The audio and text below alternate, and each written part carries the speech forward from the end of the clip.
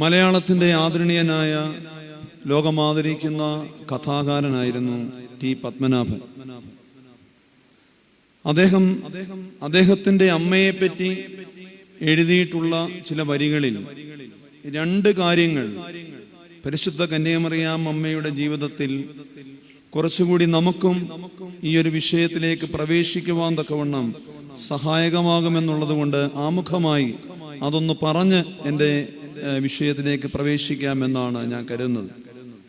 തൻ്റെ അമ്മയെ ഓർമ്മയിൽ കുറിച്ചെടുക്കുമ്പോൾ പത്മനാഭൻ ഇപ്രകാരം പറയുന്നുണ്ട്: എൻ്റെ അമ്മ മായമില്ലാത്ത ഒരമ്മയായിരുന്നു. എൻ്റെ അമ്മ മായമില്ലാത്ത ഒരമ്മയായിരുന്നു എന്ന് പത്മനാഭൻ പറയുന്നു.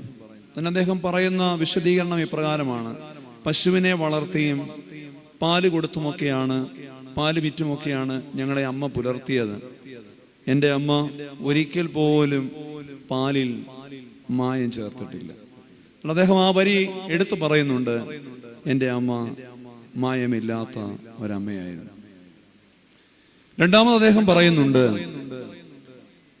ഞാൻ രാഷ്ട്രീയ പ്രവർത്തനത്തിലൊക്കെ സജീവമായിരുന്ന എൻ്റെ ബാല്യത്തിലും യൗവനത്തിലും വളരെ രാത്രിയോടെയാകും ഞാൻ വീട്ടിലെത്തുക. പക്ഷെ ഞാൻ വീട്ടിലെത്തുന്നത് വരെ, വ്യക്തിയെന്ന് ഉറപ്പാക്കുന്നത് വരെ അമ്മ കൊളുത്തി വെച്ച വിളക്ക് വീട്ടിൽ കെടുത്തുമായിരുന്നില്ല. അങ്ങനെ വളരെ രാത്രിയായി ഒരു ദിവസം ഞാൻ കടന്നു വരുമ്പോൾ എൻ്റെ വീടിൻ്റെ പറമ്പ് ആരംഭിക്കുന്ന ഇടത്ത് അമ്മയൊരു വിളക്ക് കൊളുത്തി വെച്ചിട്ടുണ്ടായിരുന്നു. വീട്ടിലല്ല, പറമ്പ് ആരംഭിക്കുന്ന സ്ഥലത്ത്. അവിടെ വിഷസർപ്പങ്ങൾ ഉള്ളതിനാൽ എന്നെ അത് ദംശിക്കുവാതിരിക്കത്തക്കവണ്ണം എൻ്റെ പറമ്പ് ആരംഭിക്കുന്ന സ്ഥലത്ത് രാത്രിയിൽ ഒരു വിളക്ക് അമ്മ കൊളുത്തി വെച്ചിട്ടുണ്ടായിരുന്നു. ആ കരുതലിൻ്റെ, സ്നേഹത്തിൻ്റെ വെളിച്ചത്തിലാണ് ഞാൻ ആ ഇരുളുകളിൽ സർപ്പദംശനമേക്കാതെ എൻ്റെ ഭവനം അണഞ്ഞിരുന്നത്. എന്നിട്ട് അദ്ദേഹം പറഞ്ഞ് അവസാനിപ്പിക്കുന്നത് ഇപ്രകാരമാണ്: നിലവിളക്ക് കത്തിച്ചു വെച്ച അമ്മ ഇന്ന് എന്നോടൊപ്പം ഇല്ല. പക്ഷെ അമ്മ കൊളുത്തി വെച്ച സ്നേഹത്തിൻ്റെയും കരുതലിൻ്റെയും പ്രകാശം ഇന്നും എന്നിലൂടെ പ്രകാശിക്കും. സത്യത്തിൽ കുരിശിൽ കിടന്നുകൊണ്ട് ലോകത്തിന് ദൈവപുത്രൻ നൽകിയ സ്നേഹത്തിൻ്റെയും കരുതലിൻ്റെയും ആശ്വാസത്തിൻ്റെയും 7 തിരികിട്ട നിലവിളക്കാണ് പരിശുദ്ധ കന്യാമറിയം. അമ്മ ശാരീരികമായി നമ്മിൽ നിന്ന് കടന്നുപോയെങ്കിലും അമ്മ കൊളുത്തി വെച്ച ആശ്വാസത്തിന്റെയും പ്രാർത്ഥനയുടെയും ആത്മീയമായ ജീവിതത്തിന്റെ വെളിച്ചം ഇന്നും നമ്മുടെ ഓരോരുത്തരുടെയും ജീവിതങ്ങളിൽ കരുണയായും ആശ്വാസമായും അനുഗ്രഹമായും പെയ്തിറങ്ങുന്നത് കൊണ്ടാണ് കാലമേറെ പിന്നിട്ടിട്ടും അമ്മയുടെ ഓർമ്മ ഇന്നും നമ്മൾ പെരുന്നാളായി ആചരിക്കുന്നത്. ഞാൻ ഉറച്ച് വിശ്വസിക്കുന്ന ഒരു കാര്യമുണ്ട്: അമ്മയിൽ പ്രകാശിച്ച വെളിച്ചം ആത്മപ്രകാശമായിരുന്നു, ആത്മാവിന്റെ പ്രകാശമായിരുന്നു. അവളെ ദൈവം ഒരു നിയോഗത്തിനായി വിളിക്കുമ്പോൾ മുതൽ പറഞ്ഞത്: ദൈവത്തിന്റെ ആത്മാവ് നിന്നിൽ വരും, ദൈവാത്മാവിനാൽ നീ ഗർഭിണിയാകും. നോക്കൂ, തുടക്കം മുതൽ ആത്മജീവിതമാണ്. ഞാൻ പറയും, വചനിപ്പ് മുതൽ വാങ്ങിപ്പ് വരെയുള്ള അമ്മയുടെ ജീവിതത്തെ അടയാളപ്പെടുത്തിയാൽ നമുക്കതിനെ ഇങ്ങനെ പറയാം: ആത്മാവ് നയിച്ചൊരു ജീവിതമായി, ആത്മാവിന്റെ അഭിഷേകത്തിൽ നിറയുകയായിരുന്നു. അതുകൊണ്ടാണ് അക്ഷരാർത്ഥത്തിൽ ആത്മാവ് നിറഞ്ഞപ്പോഴും അമ്മ പറഞ്ഞ പ്രാർത്ഥനയിൽ പറഞ്ഞു: എൻ്റെ ആത്മാവ്, എൻ്റെ ദേഹി എൻ്റെ ഉള്ളിൽ ഇങ്ങനെ നിറഞ്ഞു വരികയാണ്.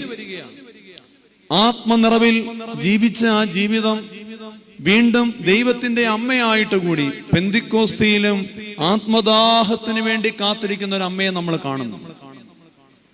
അതുകൊണ്ട് ഞാൻ പറയും, ക്രിസ്തീയ ജീവിതം നയിക്കുന്ന ഓരോരുത്തരോടും അമ്മയുടെ പെരുന്നാളിൽ കടന്നു വരുമ്പോൾ പറയുന്ന കാര്യം: നമ്മുടെ ഉള്ളിലെ ആത്മാവ് നഷ്ടമായി പോകാതിരിക്കാൻ സൂക്ഷിക്കണമെന്നാണ്. നമ്മുടെ ഉള്ളിലെ ആത്മാവ് പ്രകാശിതമാകണമെന്നാണ്.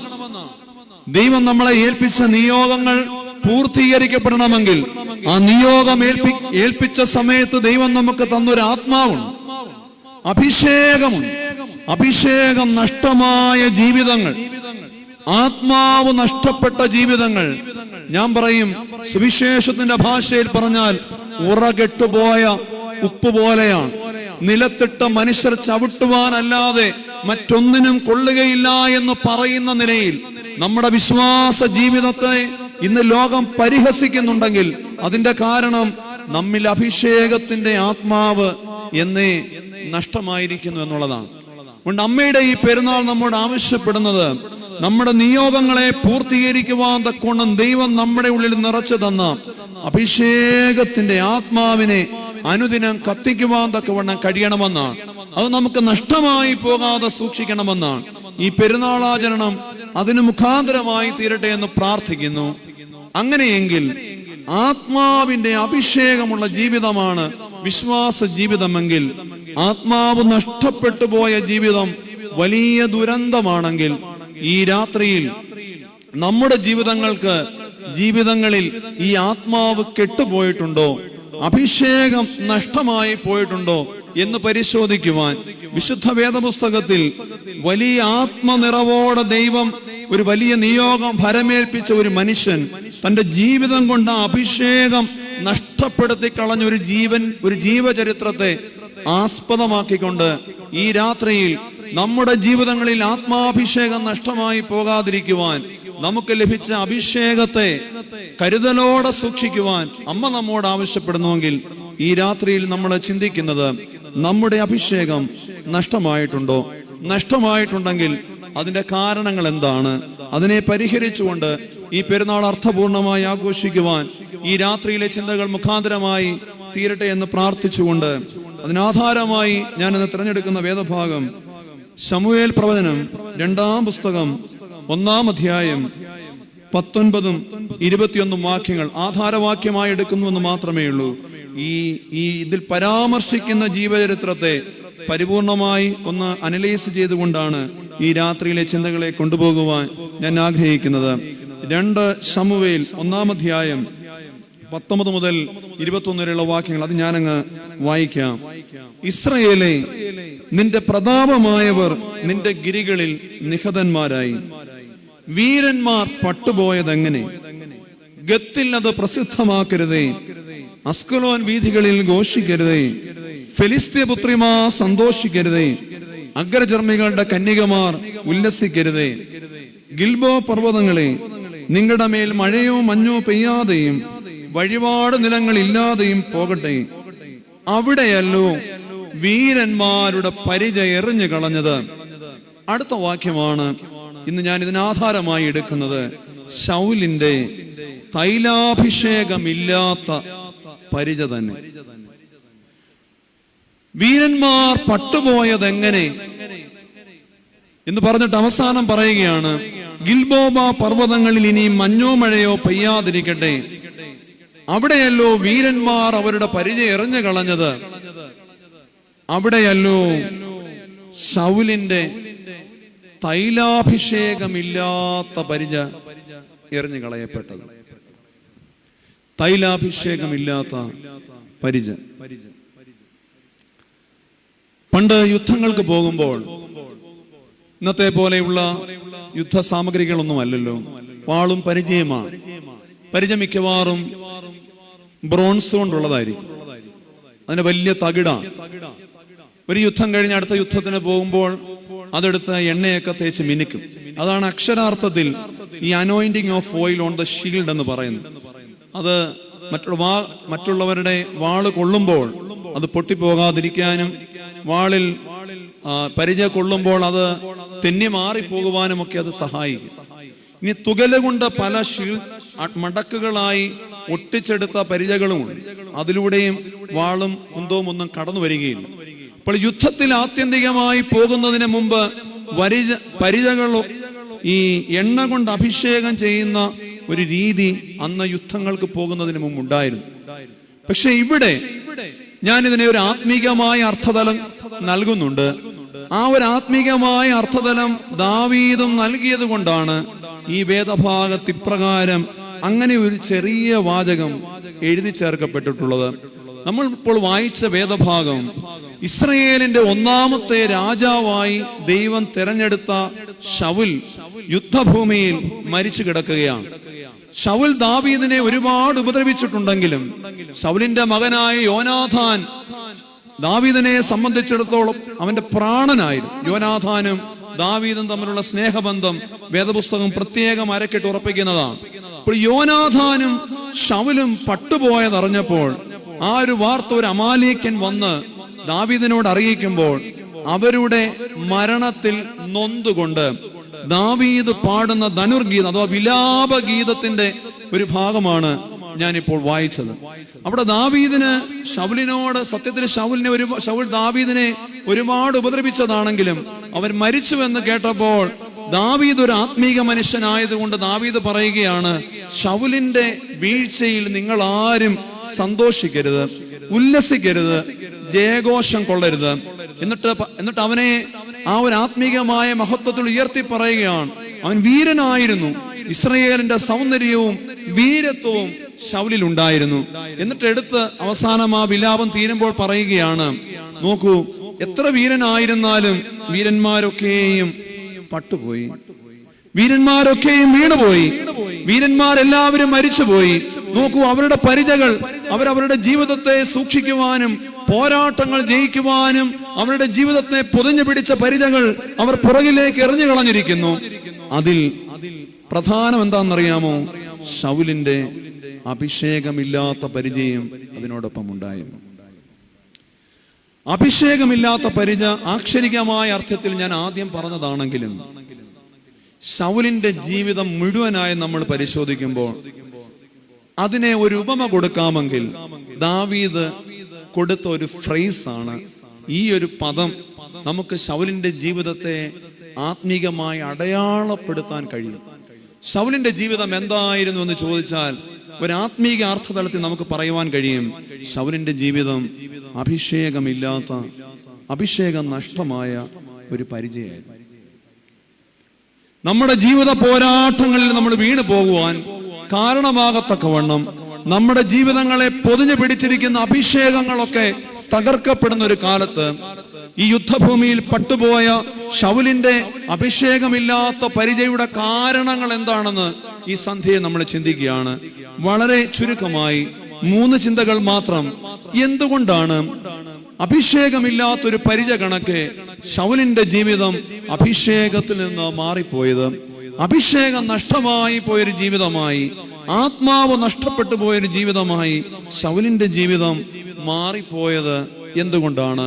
ഇന്ന് നമ്മളും ആത്മീക ജീവിതം നയിക്കുന്നുണ്ടെങ്കിൽ നമ്മുടെ ജീവിതത്തിനും അഭിഷേകം നഷ്ടപ്പെട്ട, ആത്മാവ് നഷ്ടപ്പെട്ട ഒരു അനുഭവമുണ്ടോ?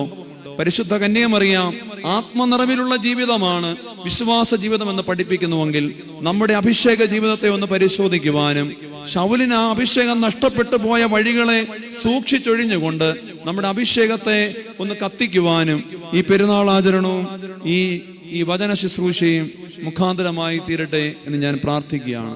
ഒന്നാമത്, ശൗലിന്റെ ജീവിതത്തിൽ നിന്ന് അഭിഷേകം നഷ്ടമായി പോകുവാൻ, ഒരു അഭിഷേകമില്ലാത്ത പരിച കണക്കി അവന്റെ ജീവിതത്തിൽ ദുരന്തങ്ങൾ കടന്നു വരുവാനുള്ള ഒന്നാമത്തെ കാരണം എന്തായിരുന്നു എന്ന് ചോദിച്ചാൽ ഞാൻ പറയും, കൃപയുടെ ദൈവ കൂടാരങ്ങളെ ഗണ്യമാക്കാത്തൊരു ജീവിതമായിരുന്നു ശൗലിൻ്റെത്. ദൈവകൃപയുടെ കൂടാരങ്ങളെ തുച്ഛീകരിച്ച് കളഞ്ഞൊരു ജീവിതം. ഒരു പക്ഷെ നമുക്ക് വേണമെങ്കിൽ ഇങ്ങനെ പറയാം, a life neglecting the houses of divine grace. ദൈവകൃപയുടെ കൂടാരങ്ങൾക്ക് നേരെ മുഖം തിരിച്ചു കളഞ്ഞ ഒരു ജീവിതത്തിനുടമയായിരുന്നു ആര്? നിങ്ങളൊന്ന് പറഞ്ഞാട്ടെ, ആര്? ശൗൽ രാജാവ്. ദൈവകൃപയുടെ കൂടാരങ്ങൾ എന്താണ് എന്ന് ഞാൻ വിശദമാക്കാം. 2 റെഫറൻസുകൾ ഞാൻ വായിക്കാം, ബഹുമാനപ്പെട്ട അച്ഛൻ അത് വായിക്കും. ഒന്നാമത് ശൗൽ മുഖം തിരിച്ചു കളഞ്ഞത് എന്തിനോടാണ്? മുഖം തിരിച്ചു കളഞ്ഞു എന്ന് ഞാൻ പറയുന്നത് ഗണ്യമാക്കിയില്ല എന്നേ ഉള്ളൂ. ഒരു ആത്മീക ജീവിതം നയിക്കുന്നത് പോലെ വെറുതെ ചില ചിന്തകൾ അതിനെപ്പറ്റി പറഞ്ഞിട്ടുണ്ടെന്നുള്ളതല്ലാതെ ശൗൽ അതിനെ ഗണ്യമാക്കിയില്ല, ഗണിച്ചില്ല, അതിന് വേണ്ട പ്രാധാന്യം അതിന് കൊടുത്തില്ല. അങ്ങനെ പറയത്തക്കവണ്ണമുള്ള ആ ഒരു അനുഭവത്തിൽ ഒന്നാമത്തെ റഫറൻസ് 1 ശമൂവേൽ 14-ാം അധ്യായം 35-ാം വാക്യം ഒന്ന് വായിക്കാമോ? 1 ശമൂവേൽ 14:35.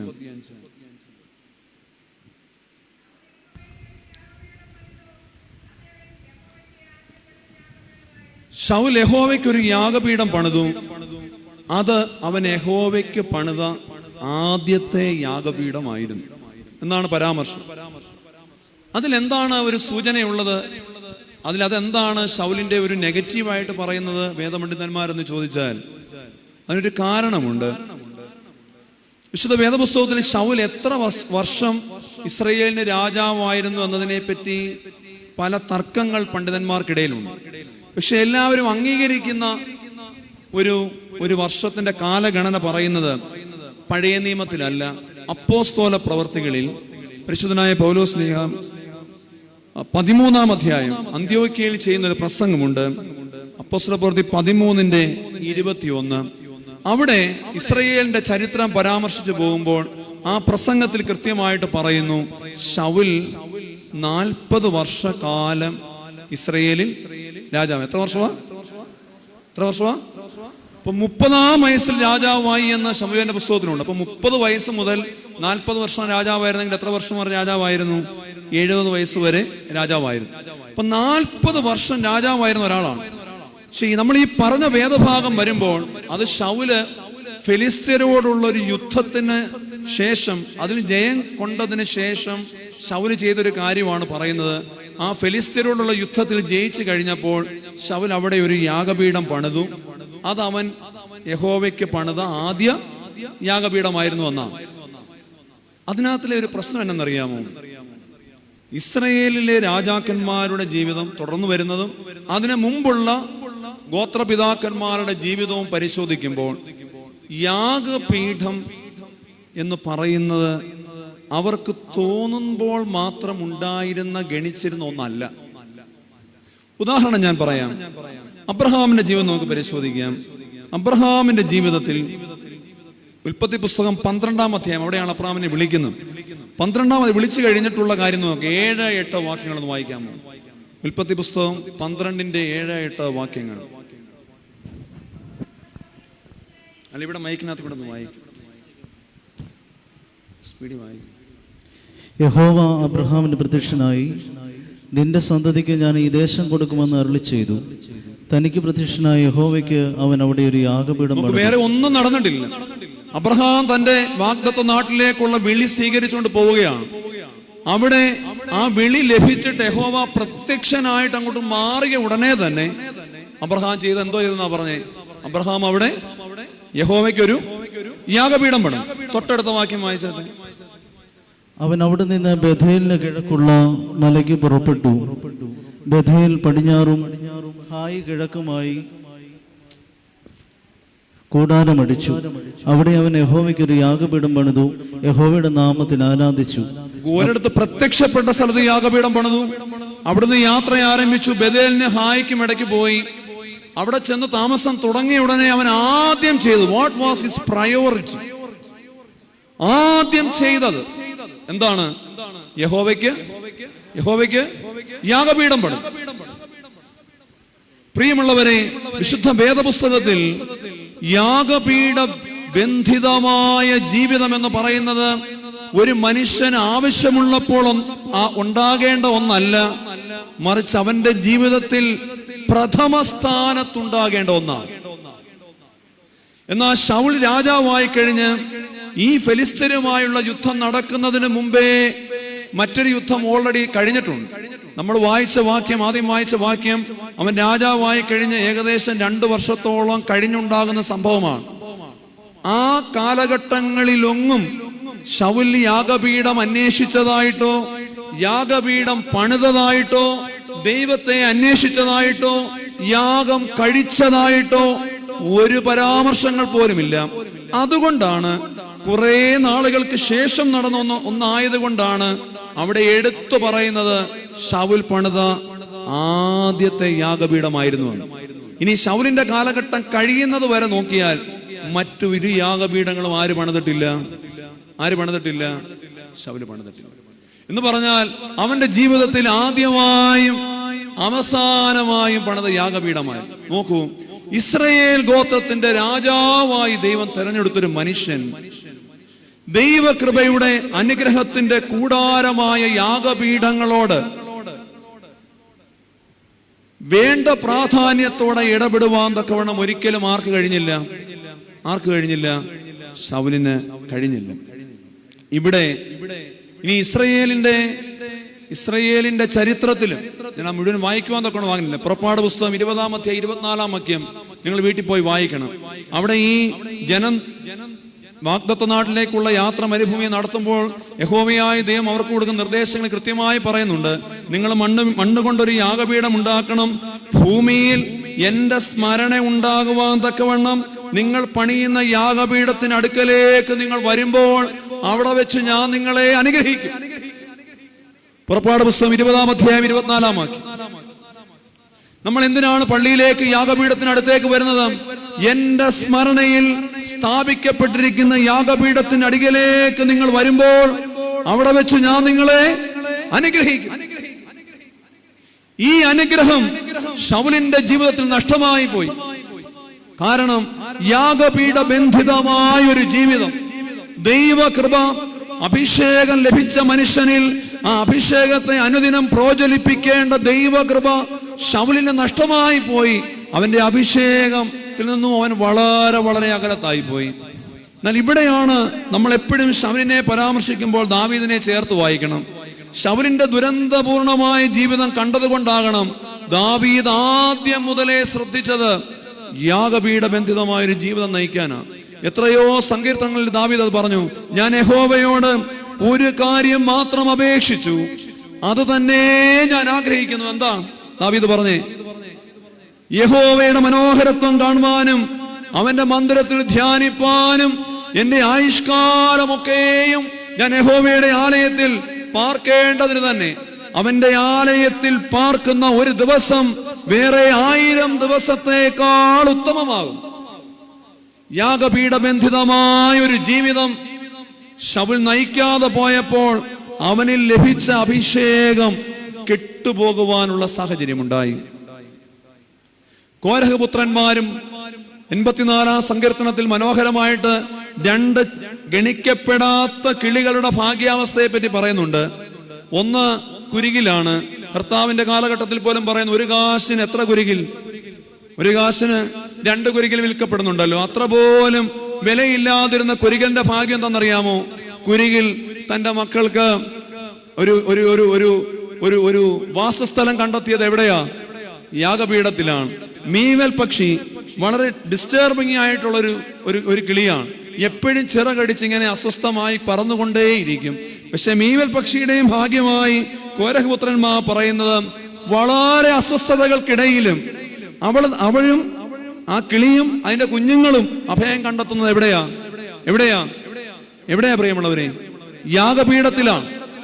അതുകൊണ്ട് യാഗപീഠ ബന്ധിതമായ ഒരു ജീവിതം, വിലയില്ലാത്തതും അസ്വസ്ഥമായതും പോലും ബലിപീഠ ബന്ധിതമായ ഒരു ജീവിതം നയിച്ചപ്പോൾ ദൈവം ഒരു വലിയ നിയോഗം കൊടുത്ത് ആത്മാവിൽ അഭിഷേകം ചെയ്ത ശൗൽ ആദ്യ യുദ്ധത്തിന് പോകുമ്പോഴോ രാജാവായി ആദ്യം ശമൂവേലിനോടൊപ്പം, അത് ഞാൻ പിന്നീട് പറയാം, യാഗം കഴിക്കുന്ന സമയത്തല്ലാതെ ഒരിക്കൽ പോലും ആ മനുഷ്യന് യാഗപീഠം തേടിപ്പോയില്ല എന്നുള്ളത് വളരെ വളരെ ഗൗരവപൂർവം നാം മനസ്സിലാക്കേണ്ട ഒരു കാര്യമാണ്. ഇത് ഈ കാലഘട്ടത്തിലും വളരെ പ്രസക്തമല്ലേ പ്രിയമുള്ളവരെ? വളരെയേറെ പ്രസക്തമാണ്. ഈ അടുത്ത സമയത്ത് ഒരു സൺഡേ സ്കൂൾ അധ്യാപകൻ എന്നോട് പറഞ്ഞു, അദ്ദേഹം ഒരു കുട്ടിയോട് സംസാരിച്ചപ്പോൾ, വളരെ പ്രായമൊന്നുമില്ല കേട്ടോ, സ്കൂളിൽ പഠിക്കുന്ന കുട്ടിയാണ്. അവൾ പറഞ്ഞു പോലും, God is not a necessity. അച്ഛായ ദൈവമോ സൺഡേ സ്കൂളിനെ പറ്റി ചോദിച്ചപ്പോഴാണ്, സ്പിരിച്വൽ ലേണിങ്ങോ സൺഡേ സ്കൂളോ ദൈവമോ ഒക്കെ it is not necessary, it is only an option. നമുക്കൊരു സൺഡേ സ്കൂളിൽ പഠിക്കുന്നു എന്ന് പറയുന്ന ഒരു കുട്ടിയുടെ ബോധ്യമാണ്. അതിന് പല കാരണമാണ്, എല്ലാവരും അങ്ങനല്ല കേട്ടോ. ആ ബോധ്യങ്ങൾ മാറാനാണ് നമ്മുടെ വിദ്യാഭ്യാസം ഉദ്ദേശിക്കുന്നത്. പക്ഷേ പള്ളിയും യാഗപീഠവും ആരാധനാ അനുഭവങ്ങളും ഒക്കെ ഓപ്ഷണലായി മാറുന്ന ഒരു കാലഘട്ടത്തിൽ നമ്മുടെ ഉള്ളിലെ അഭിഷേകം കെട്ടുപോകാനുള്ള വലിയ ദുരന്തമുണ്ടെന്ന് നമ്മൾ ഓർക്കണം. നോക്ക്, ഇവിടെ തന്നെ ഞാൻ ചുമ്മാ ചോദിക്കാം, ഒരു 15 വയസ്സിനും 40 വയസ്സിനും ഇടയ്ക്കുള്ള എത്ര പേരുണ്ട്? കൈവെക്കാമോ? Between 15 to 40. നോക്ക്, നമ്മുടെ അടുത്ത കാലഘട്ടമാണ്, അടുത്ത ജനറേഷനാണ്. ഒരു 10-20 വർഷം കഴിയുമ്പോൾ പള്ളി പ്രസംഗം കേൾക്കാൻ വരേണ്ടവരാണ്. എത്ര പേരുണ്ട്? Where is our youth? Pope Shenouda പറഞ്ഞിട്ടുള്ള മനോഹരമായ വാക്യമുണ്ട്, the church without youth is church without future. But at the same time, the youth without church is a youth without future. യുവാക്കളില്ലാത്ത പള്ളിക്ക് അല്ലെങ്കിൽ സഭയ്ക്ക് ഒരു ഭാവിയില്ല, ശരിയാ. പക്ഷെ ഒരു കാര്യം ഓർത്തോണം, ഈ പള്ളി അകന്നു നിൽക്കുന്ന യാഗപീഠത്തോട് അകന്നു നിൽക്കുന്ന കുഞ്ഞുങ്ങൾ ഓർക്കണം, the youth without church also have no future. പള്ളിയില്ലാത്ത യുവാക്കൾക്കും ഒരു ഭാവി ഉണ്ടാവുകയില്ല. യുവാക്കളില്ലാത്ത പള്ളിക്ക് ഭാവിയില്ലെങ്കിൽ, സഭയ്ക്ക് ഭാവിയില്ലെങ്കിൽ, പള്ളിയില്ലാതെ യാഗപീഠമില്ലാതെ ജീവിക്കുന്ന യുവാക്കൾക്കും ഭാവി ഉണ്ടാവുകയില്ല. നമ്മുടെ പിതാക്കന്മാർ എല്ലാ ദിവസവും, നമ്മുടെ പൂർവ്വ വലിയ വിദ്യാഭ്യാസമൊന്നും ഇല്ലായിരുന്നു, പക്ഷെ അവരെല്ലാ ദിവസവും പ്രഭാതത്തിൽ നമ്മുടെ കർത്താവിനെ സ്തോത്രം ചെയ്യുന്നതും, അവർ കർത്താവെ പ്രഭാതത്തിൽ തന്നെ ഞാൻ ഒരുങ്ങി നിനക്ക് കാണപ്പെടുകയാണ്, ആ അഭിഷേകത്തെ പുതുക്കുകയാണ്. അവര് വലിയ മറ്റു പ്രാർത്ഥനകളൊന്നും അറിയത്തില്ലെങ്കിൽ ഒരു പാട്ടെങ്കിലും പാടും. രാവിലെ എഴുന്നേറ്റ് നിന്ന് ഉയർത്തിയിടും ഞാൻ എൻ്റെ കൺകൾ തുണയാരുളും വൻകീരിൽ എൻ സഹായം വാനം ഭൂമി അഖിലം വാഴും യഹോവയിൽ. ഒന്നാമത് ശൗല് നെഗ്ലക്ട് ചെയ്ത് കളഞ്ഞ ദൈവകൂടാരം എന്ന് പറഞ്ഞ യാഗപീഠമാണ്. അത് മാത്രമല്ല, ശൗൽ വളരെ ഗണ്യമാക്കാതെ പോയ മറ്റൊരു കാര്യമുണ്ട്. അത് 1 ദിനവൃത്താന്തം 13-ാം അധ്യായം 3-ാം വാക്യത്തിൽ ദാവീദ് പറയുന്നുണ്ട്, ശൗൽ ഗണ്യമാക്കാതെ പോയ കൃപയുടെ, ദൈവകൃപയുടെ രണ്ടാമത്തെ ഇടം അതെന്താണ്?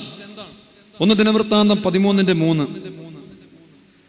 നമ്മുടെ ദൈവത്തിന്റെ പെട്ടകം വീണ്ടും നമ്മുടെ അടുക്കൽ കൊണ്ടുവരിക. ശൗലിന്റെ കാലത്ത് നാം അതിനെ ഗണ്യമാക്കിയില്ലല്ലോ. ദാവീദ് പറയുകയാണ്, ദാവീദ് രാജാവായി കഴിഞ്ഞപ്പോൾ പറയുകയാണ്, നമ്മുടെ ദൈവത്തിന്റെ പെട്ടകം വീണ്ടും നമ്മുടെ അടുക്കൽ കൊണ്ടുവരിക. ശൗലിന്റെ കാലത്ത് നാം അതിനെ, അടുത്ത വാക്കെന്താ, ഗണ്യമാക്കിയില്ലല്ലോ, ഓർത്തില്ലല്ലോ എന്നല്ല. കാരണം ഓർത്തില്ല എന്ന് പറഞ്ഞാൽ അത് തെറ്റാണ്. നമ്മൾ മുമ്പേ വായിച്ച 1 ശമൂവേൽ 14-ാം അധ്യായത്തിൽ ആ യുദ്ധം നടക്കുന്നതിനിടയ്ക്ക് ശൗല് പറയുന്നുണ്ട്, ദൈവത്തിന്റെ പട്ടകം നമ്മുടെ നാട്ടിലേക്ക് ഒന്ന് കൊണ്ടുവരണമെന്ന് പറഞ്ഞതല്ലാതെ അത് കൊണ്ടുവരുവാനോ അതിനെ ആരാധിക്കുവാനോ തന്റെ രാജ്യത്തിനും തനിക്കും സംരക്ഷണമായി ദൈവത്തിന്റെ കൽപ്പനകളും കൃപാസനവുമുള്ള ഒരുപക്ഷെ ഇസ്രായേൽ ജനതയുടെ മരുഭൂപ്രയാണ കാലത്ത് അവരുടെ ആത്മീയതയുടെയും പോരാട്ടത്തിന്റെയും മധ്യത്തിൽ യഹോവ വലിയ വിടുതൽ നൽകിയ ദൈവത്തിന്റെ പെട്ടകം അതിനടുത്ത് തന്നെ അബീനാദാബിന്റെ ഭവനത്തിൽ ഇരുന്നിട്ടും അങ്ങോട്ട് 40 വർഷം രാജാവായിരുന്ന ഈ മനുഷ്യൻ ദൈവത്തിന്റെ പെട്ടകം തേടിപ്പോയില്ല. 40 വർഷം ഉണ്ടായിരുന്നു, ദൈവത്തിന്റെ പെട്ടകം അടുത്തുണ്ടായിരുന്നു. ഒന്ന് തിരിഞ്ഞു നോക്കുവാൻ പോലും ആര് പോയില്ല? ശൗല് പോയില്ല. ദാവീദ് ഇനി എന്തുകൊണ്ട് അത് പോകണം? പ്രിയമുള്ളവരെ, ആ പെട്ടകത്തിന്റെ പ്രാധാന്യം എന്താണ് നമുക്കറിയാമല്ലോ. യോശുവ അതിന് വലിയ പ്രാധാന്യം. വാഗ്ദത്ത നാട്ടിലേക്ക് പ്രവേശിക്കുമ്പോൾ യോർദാന്റെ അടുക്കൽ വന്നിട്ട് പറയുന്നുണ്ട്, യോർദാൻ, അവിടെ പ്രത്യേകം പരാമർശിക്കുന്ന ഒരു വാക്യമുണ്ട്, ആ നാളുകളിൽ യോർദാൻ കരകവിഞ്ഞൊഴുകും, പ്രളയമായി ഒഴുകുന്ന സമയമാണ്. ആ സമയത്താണ് ഇസ്രായേൽ മക്കൾ യോർദാന്റെ അരികെ, യോർദാൻ കടന്നെങ്കിലേ വാഗ്ദത്ത നാടുള്ളൂ. അവിടെ എത്തുമ്പോൾ യോർദാൻ കടക്കുന്നതിനെ പറ്റി പറയുമ്പോൾ യോശുവ പറയും, പുരോഹിതന്മാർ എല്ലാവരും ചേർന്ന് ഈ പെട്ടകം എടുക്കണം. പെട്ടകമെടുത്ത പുരോഹിതന്മാരുടെ കാൽപാദങ്ങൾ യോർദാനിൽ തൊടുമ്പോൾ വെള്ളം 2ആയി മാറും. നോക്കൂ, പ്രതിസന്ധികളിൽ, വഴിയടഞ്ഞു പോയ സമയങ്ങളിൽ യാഗപീഠവും പെട്ടകവും അവർക്ക് വലിയ രക്ഷയായിരുന്നു. ഈ 2 സ്രോതസ്സും അവന്റെ കൺമുമ്പിൽ ഉണ്ടെന്നിരിക്കെ ഒരിക്കൽ പോലും ഒരിക്കൽ എന്ന് മാത്രം വേണമെങ്കിൽ പറയാം, ഒരിക്കലെന്നല്ലാതെ മറ്റൊരിക്കലും വേണ്ട പ്രാധാന്യം അതിന് കൊടുക്കുവാൻ ശൗലിന് കഴിയാതെ വന്നപ്പോൾ അവന്റെ അഭിഷേകം കെട്ടുപോയി. പ്രിയമുള്ളവരെ, എനിക്ക് ഇവിടെ ഇരിക്കുന്ന മാതാപിതാക്കളോട് പറയാനുള്ളത്, വലിയ ഭാരങ്ങൾ, പ്രയാസങ്ങൾ ജീവിതത്തിലുണ്ടാകുമ്പോൾ ഈ യാഗപീഠബന്ധിതമായ ഒരു ജീവിതം, പെട്ടകത്തിലുള്ള കൽപ്പനകളാണ്, കൽപ്പനകൾക്കനുസൃതമായ ഒരു ജീവിതം, അതിനെ ബഹുമാനിക്കുന്ന ഒരു ജീവിതമില്ലെങ്കിൽ നമുക്ക് ലഭിച്ചിട്ടുള്ള അഭിഷേകം നമ്മിൽ നിന്ന് നഷ്ടമാകും. പ്രിയമുള്ളവർ, അഭിഷേകം നഷ്ടമായാൽ നമ്മൾ തകർന്നു പോകും. യാഗപീഠബന്ധിതമായ ഒരു ജീവിതമുള്ളവൻ, ദൈവകൽപ്പനകളെ പ്രമാണിക്കുന്നവൻ, ദൈവത്തിന്റെ ഇരിപ്പിടത്തെ ബഹുമാനിക്കുന്നവൻ. കർത്താവ് പറഞ്ഞല്ലോ, എന്നെ ബഹുമാനിക്കുന്നവനെ ഞാനും ബഹുമാനിക്കും. ശൗലിന് അത് സാധിച്ചില്ല. എന്നെ ബഹുമാനിക്കുന്നവനെ ഞാനും ബഹുമാനിക്കും എന്ന് പറഞ്ഞ ബഹുമാനം ദൈവസന്നിധിക്ക് തിരികെ കൊടുക്കുവാൻ ശൗലിന് കഴിഞ്ഞില്ല. അവൻ പ്രതിസന്ധികളിൽ അഭിഷേകമില്ലാത്ത പരിച പോലെ അവന്റെ ജീവിതം തകർന്നുപോയി. നമ്മുടെ ജീവിതങ്ങളും തകർന്നു പോകാവുന്ന ഇടങ്ങളിൽ ഒരു യാഗപീഠ അനുഭവം ഉണ്ടെങ്കിൽ ദൈവം നമുക്കൊരു വഴി തുറക്കും. ഞാൻ പണ്ട് വളരെ എനിക്കിഷ്ടമുള്ളൊരു പാട്ട് ഇങ്ങനെ പാടിക്കൊണ്ട് നടക്കുമായിരുന്നു വല്ലപ്പോഴുമൊക്കെ. ആ പാട്ടിന്റെ ഉത്ഭവത്തെ സംബന്ധിച്ച് ഈ അടുത്ത സമയത്താണ് ഒരു പുസ്തകത്തിലൂടെയും ഒരു പ്രഭാഷണത്തിലൂടെയും എനിക്ക് മനസ്സിലാക്കുവാൻ കഴിഞ്ഞത്. ആ പാട്ട് എഴുതിയത് നമ്മുടെ ഈ ബിഷമൂർ കോളേജിലൊക്കെ പ്രിൻസിപ്പളായിരുന്ന കോശി തലക്കൽ എന്ന് പറഞ്ഞ സാറാണ്. ആ പാട്ട് ഞാൻ പണ്ട് പാടുമായിരുന്നു. പക്ഷെ പിന്നീട് സാറിനെ പറ്റിയുള്ള ഒരു ഇന്റർവ്യൂവും ഒരു പുസ്തകവും ഒക്കെ വായിച്ചപ്പോഴാണ് ആ പാട്ടിന്റെ പിറകിൽ ഇങ്ങനെ ഒരു സംഭവമുണ്ട് എന്ന് മനസ്സിലായത്. അത് അദ്ദേഹം തിരുവനന്തപുരത്ത് ജോലി ചെയ്യുന്ന സമയത്ത് ഒരു ദിവസം കോളേജിൽ പോകുവാൻ ഒരുങ്ങുന്ന സമയത്ത് തൻ്റെ ഭാര്യയ്ക്കൊരു വലിയ പ്രയാസമാണ്, ഇന്ന് പോകണ്ട, എനിക്ക് തീരെ വയ്യ, പെട്ടെന്നൊരു വയ്യാഴി പോലെ തോന്നുമെന്ന് ഭാര്യ പറഞ്ഞു. പെട്ടെന്ന് ഉള്ളൂർ കൊണ്ടുപോയി ആശുപത്രിയിൽ അഡ്മിറ്റാക്കി. പെട്ടെന്ന് തന്നെ ഈ സഹധർമ്മിണിക്ക് വളരെ പെട്ടെന്ന് വയ്യാതായി. കൊടുക്കുന്ന ചികിത്സകളോ ട്രീറ്റ്മെന്റുകളോ ഒന്നും ഒരു മരുന്നും ഏൽക്കുന്നില്ല. ഡോക്ടർമാർ വളരെ ക്രിട്ടിക്കലാണെന്ന് പറഞ്ഞു. മരുന്നിനോടൊന്ന് പ്രതികരിച്ചെങ്കിൽ മാത്രമേ എന്തെങ്കിലും ചെയ്യുവാൻ തക്കവണ്ണം കഴിയുള്ളൂ എന്ന് പറഞ്ഞു. പറക്കമുറ്റാത്ത 2 കുഞ്ഞുങ്ങളെന്ന് സാറിനുണ്ട്. അന്ന് രാത്രിയിൽ ഈ കുഞ്ഞുങ്ങളെ ആശുപത്രിയിൽ മറ്റു ബന്ധുക്കളോടൊപ്പം ഏൽപ്പിച്ചിട്ട് ഇന്ന് രാത്രിയിൽ മരുന്നുകളോട് പ്രതികരിച്ചില്ലെങ്കിൽ നാളത്തെ പ്രഭാതം കാണുവാൻ തക്കവണ്ണം ഒരുപക്ഷെ കഴിയുകയില്ല എന്നൊരു ചിന്തയിൽ ആ മനുഷ്യൻ വലിയ ഹൃദയഭാരത്തോടെ എന്നും അവർ ഒരുമിച്ചിരുന്ന് പ്രാർത്ഥിക്കുന്ന വീട്ടിലെ തൻ്റെ പ്രാർത്ഥനാ മുറിയിലേക്ക് മടങ്ങിപ്പോയി.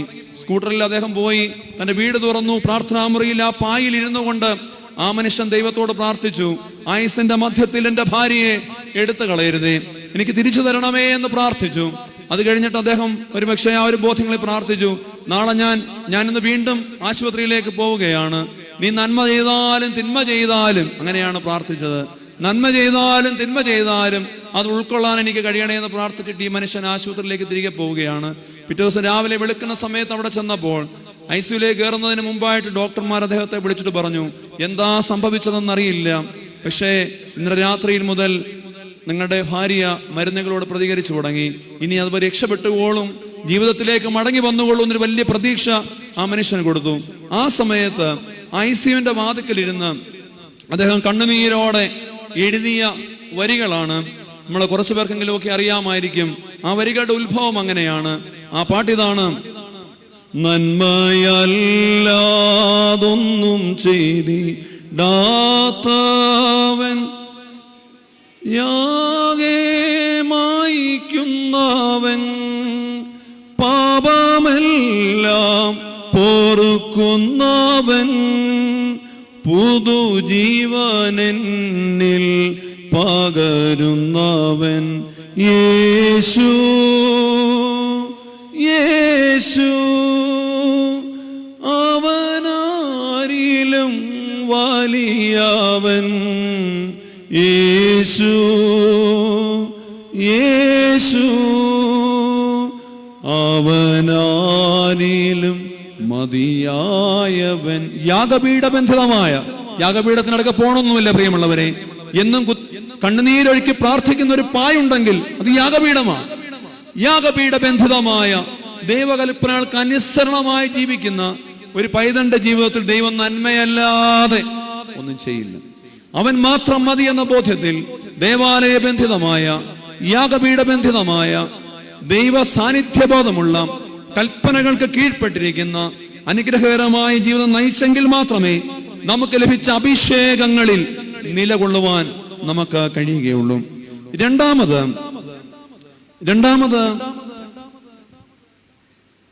ശൗലിന്റെ ജീവിതം അഭിഷേകം നഷ്ടപ്പെട്ടു പോയൊരു പരിച പോലെ ലോകം പരിഹസിക്കുവാൻ തക്കവണ്ണമുള്ള കാരണമായി ചേർന്ന രണ്ടാമത്തെ കാരണം എന്താണ്? വേദപുസ്തകം പരിശോധിക്കുമ്പോൾ എനിക്ക് രണ്ടാമത് തോന്നിയൊരു കാര്യം ഞാൻ പറയും. ആത്മാവും ഹൃദയവും ഇല്ലാത്ത ബന്ധങ്ങളുള്ള ഒരു ജീവിതമായിരുന്നു ശൗലിന്റെ. എ ലൈഫ് ഓഫ് സോൾലെസ് റിലേഷൻഷിപ്പ് എന്ന് വേണമെങ്കിൽ നമുക്ക് വളരെ സിമ്പിൾ ആയിട്ട് പറയാം. ആത്മാവില്ലാത്ത ബന്ധം, ആഴമില്ലാത്ത ബന്ധങ്ങൾ, ഹൃദയമില്ലാത്ത ബന്ധങ്ങൾ. വേദപുസ്തകത്തിൽ ഞാൻ എല്ലാ ബന്ധങ്ങളൊന്നും പറഞ്ഞ സമയം 2-3 ബന്ധങ്ങളൊന്ന് പറയാം. ശൗലിന്റെ ജീവിതത്തിൽ അവൻ ഏറ്റവും അടുത്ത് നിന്നവരോടുള്ള ബന്ധങ്ങളിൽ 1% പോലും ആത്മാർത്ഥത നമുക്ക് ഈ വേദഭാഗങ്ങൾ വായിക്കുമ്പോൾ നമുക്ക് മനസ്സിലാവുന്നില്ല. ഇല്ല, ആഴമില്ല. സ്വാർത്ഥപരമായോ ഒരുപക്ഷെ അവർക്കും കൂടെയുള്ളവർക്കും ഒരു ഗൗരവം തോന്നാത്ത നിലയിലോ വെറുതെ ഉപരിപ്ലവമായി ജീവിക്കാൻ വേണ്ടി കുറെ ബന്ധങ്ങൾ ഉണ്ടെന്ന് നടിച്ചു പോയൊരു മനുഷ്യനാണ്. ഇന്നും ഞാനിത് പറയാൻ കാര്യമെന്നറിയാമോ? ഇന്നും പല വ്യക്തികളുടെ അഭിഷേകങ്ങൾ ഇല്ലാതായി പോകുന്നത് എവിടെയാണെന്നറിയാമോ? കുടുംബ ബന്ധങ്ങളില്ല. ബന്ധങ്ങളിൽ ഇല്ലാതെ പോകുന്ന അഭിഷേകം ജീവിതത്തിന്റെ ഒരു നടപടിയിലും പിന്നെ കാണുക. കാര്യം കുടുംബത്തിലാണ് നമ്മൾ എല്ലാ അഭിഷേകങ്ങളും സ്വീകരിക്കുന്നത്. ഒരപ്പന്റെ അമ്മയുടെ മകനായി ജനിക്കുമ്പോൾ മാമോദീസായിൽ അഭിഷേകം, ഭാര്യ ഭർത്താക്കന്മാരാകുമ്പോൾ വിവാഹ കൂദാശയിൽ അഭിഷേകം. ആ കുടുംബ ബന്ധങ്ങളിൽ അഭിഷേകമില്ലാതായാൽ ആ വ്യക്തിയുടെ അഭിഷേക ജീവിതം തകർന്നു പോകും. ശൗലിന്റെ ജീവിതത്തിൽ ഒന്ന് പിടിച്ചു നിൽക്കുവാൻ പോലും കഴിയാതെ പോയതിന്റെ കാരണം ഒരു ബന്ധങ്ങളിലും ആത്മാർത്ഥതയില്ലായിരുന്നു. 1-2 ബന്ധങ്ങൾ ഞാൻ പറയാം. ഭാര്യയുടെ പേര് അഹീനോവോ എന്നാണ്. ഭാര്യയുമായുള്ള ബന്ധമെടുക്കാം. അഹീനോവോ എന്നാണ് ഭാര്യയുടെ പേരെന്നുള്ളത് 1 ശമൂവേൽ 14:50 കിടപ്പുണ്ട്. ഭാര്യ മാത്രമല്ല, 2 ശമൂവേലിലേക്ക് വരുമ്പോൾ റിസ്പ എന്ന് പറയുന്ന ഒരു വെപ്പാട്ടി കൂടി ഉണ്ടായിരുന്നു. ആദ്യ ഭാര്യയിലും 5 ആൺമക്കളും 2 പെൺമക്കളുമുണ്ട്. രണ്ടാമത്തെ ഭാര്യയിൽ 2 ആൺമക്കളുണ്ട്. അതിലേക്ക് ഞാൻ പിന്നീട് വരാം. മക്കളുമായുള്ള ബന്ധം പിന്നെ പറയും. ഇപ്പൊ ഭാര്യയുമായുള്ള ബന്ധമാണ്. ഭാര്യയെ പറ്റിയുള്ള ബന്ധത്തിൽ ഇസ്രായേലിന്റെ ആദ്യ രാജാവായിരുന്നിട്ട് കൂടി ആകെ പറയുന്നത് അഹീനോവും അവന് ഭാര്യയായിരുന്നു എന്ന് മാത്രമാണ്. കംപ്ലീറ്റ് സൈലൻസ് ആണ് വേദപുസ്തകം ഭാര്യയുമായുള്ള ബന്ധത്തെ പറ്റി. നിങ്ങൾ നോക്കൂ, ദാവീദിനെ പറ്റി അങ്ങനെയല്ല. വേറെയുള്ള പൂർവ്വപിതാക്കന്മാരുടെ ഭാര്യമാരെ പറ്റിയൊക്കെ നമ്മൾ ഓരോരുത്തരെയും കല്യാണത്തിന്, സാറയുടെ അബ്രഹാമിന്റെ ജീവിതം ഒരുപാട് കാര്യങ്ങൾ പറയാനുണ്ട്. റാഹേലുടെ ഇസ്ഹാക്കിന്റെ കാര്യം, ഒരുപാട് കാര്യങ്ങൾ ആ ഭാര്യ ഭർത്തൃ ബന്ധത്തെ പറ്റി എഴുതിയവർക്ക് പറയാനുണ്ട്. പക്ഷെ ഇസ്രായേലിന്റെ ആദ്യ രാജാവായിരുന്നിട്ട് കൂടി ശൗലിന്റെ ദാമ്പത്യ ജീവിതത്തെ പറ്റി, ഭാര്യയുമായുള്ള ബന്ധത്തെ പറ്റി വേദപുസ്തകം എഴുതിയ ശമൂവേൽ പ്രവാചകൻ വളരെ സൈലന്റ് ആണ്. ഞാൻ പറഞ്ഞാൽ എടുത്തു പറയത്തക്ക ഒരു റിലേഷൻഷിപ്പും ഒന്ന് എടുത്തു പറയാൻ, വേദപുസ്തകത്തിൽ ഒന്ന് എടുത്ത് എഴുതി വെക്കാൻ, ഒന്ന് കുറിച്ച് വെക്കത്തക്ക വണ്ണം, ഒന്ന് ഓർമ്മയിൽ സൂക്ഷിക്കത്തക്ക വണ്ണം ഒന്നുമില്ലാതെ പോയൊരു വിവാഹ ജീവിതമായിരുന്നു ആരുടേത്? നമ്മളും ജീവിക്കുന്നുണ്ടല്ലോ പ്രിയമുള്ളവരെയും. ഓർമ്മയെ സൂക്ഷിക്കത്തക്കവണ്ണം എന്തെങ്കിലും ദാമ്പത്യ ജീവിതത്തിൽ ഉണ്ടാവുന്നുണ്ടോ? Man is a sum total of relationship എന്ന് പറയും. ബന്ധങ്ങളുടെ ആകത്തുകയാണ് ഒരു മനുഷ്യൻ. വളരെ ഫ്രോസൺ റിലേഷൻഷിപ്പാണ് ഇന്നത്തെ കാലഘട്ടത്തിന്റെ ഏറ്റവും വലിയ അപകടം എന്ന് പറയുന്നത്. മരവിച്ചു പോകുന്ന ബന്ധങ്ങളാണ്. ഒരു ഭാര്യ പറഞ്ഞ ഒരു കുറിപ്പ് ഞാൻ എവിടെ വായിച്ചിട്ടുണ്ട്. ഞാൻ മഞ്ഞു മനുഷ്യനെ വിവാഹം കഴിച്ചവൾ, ഞാൻ എന്തോ പറഞ്ഞാലും അയാൾ ഇങ്ങനെ ഉരുക്കമില്ലാതെ കുലുക്കമില്ലാതെ ഇരിക്കും. ഞാനൊരു സ്ഥലത്ത് പ്രസംഗിക്കാൻ പോയ പ്രസംഗം കഴിഞ്ഞ് ഈ കുടുംബജീവിതത്തെ പറ്റിയൊക്കെ പറഞ്ഞു കഴിഞ്ഞ് ഇറങ്ങിയപ്പോൾ ഒരു സ്ത്രീ എന്നോട് വന്നിട്ട് അവരുടെ കുടുംബജീവിതത്തിലെ പ്രശ്നങ്ങൾ പങ്കുവച്ചു. അപ്പം ഞാൻ അത് ഡിവോഴ്സിലോട്ടൊക്കെ പോകുന്നൊരു ലക്ഷണമാണെന്ന് കണ്ടപ്പോൾ ഞാൻ അവസാനം പറഞ്ഞു, നിങ്ങൾ നിങ്ങളുടെ ജീവിതത്തിൻ്റെ ആദ്യ കാലഘട്ടങ്ങളിലെ ഊഷ്മളമായ നിമിഷങ്ങളെ ഓർത്തെടുക്കണം. അതിലെങ്കിലും ഒന്നുകൂടെ മക്കളുടെ ഭാവി ഓർത്തെങ്കിലും ഒരുമിച്ച് പോകാൻ ചോദിക്കണമെന്ന് പറഞ്ഞപ്പോൾ അവരെന്നോട് പറഞ്ഞൊരു വാചകമുണ്ട്. I don't even have a single moment to cherish in my 40 years of family life with him. 40 വർഷമായവരാട്ടോ ഡിവോഴ്സിനെ പിടിച്ചെന്ന് ഞാൻ പറഞ്ഞു. ഒന്ന് ഓർത്തു വെക്കാൻ ഈ 40 വർഷത്തെ ഒരു ഓർമ്മ, നല്ല ഓർമ്മ, ടു ചെറിഷ് അബൌട്ട്, വീണ്ടും ഈ ബന്ധം തുടർന്നു പോകണമെന്ന് ആഗ്രഹിക്കത്തക്കവണ്ണം, to cherish about not even a single moment in my family life.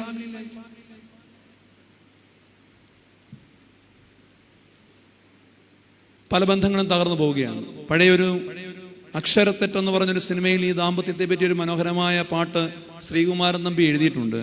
ഹൃദയം കൊണ്ടെഴുതിയ കവിത, പ്രണയാമൃതം അതിൻ ഭാഷ, അർത്ഥമനർത്ഥമായി കാണാതിരുന്നാൽ അത് മഹാകാവ്യം, ദാമ്പത്യം ഒരു മഹാകാവ്യം. മഹാകാവ്യം വളരെ ലെങ്ത് ഉള്ളതാണ്.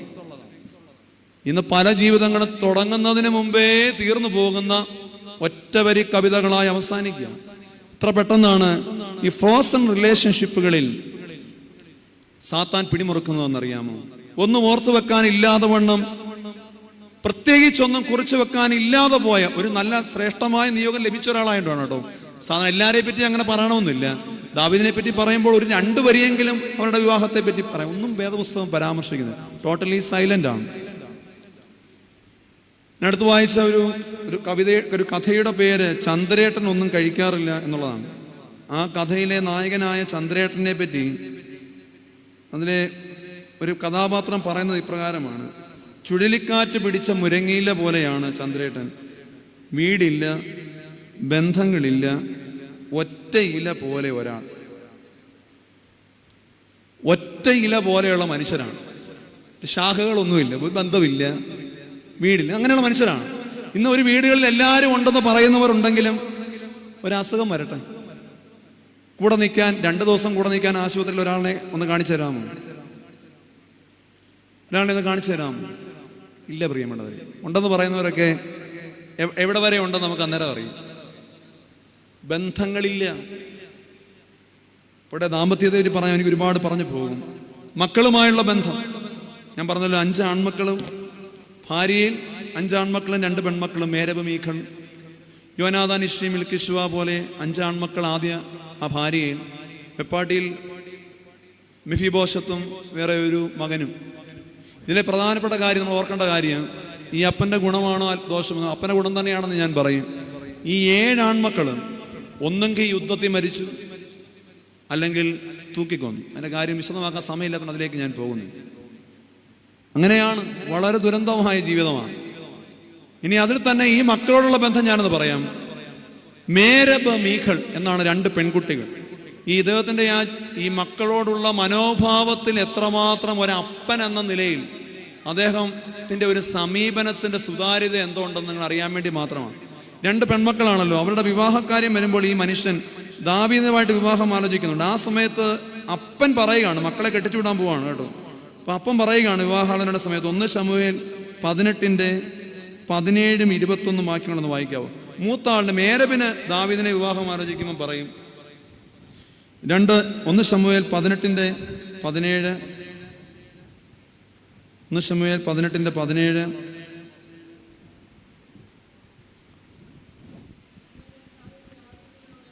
മൈക്കിനകത്ത് കൂടെ വായിക്കണം.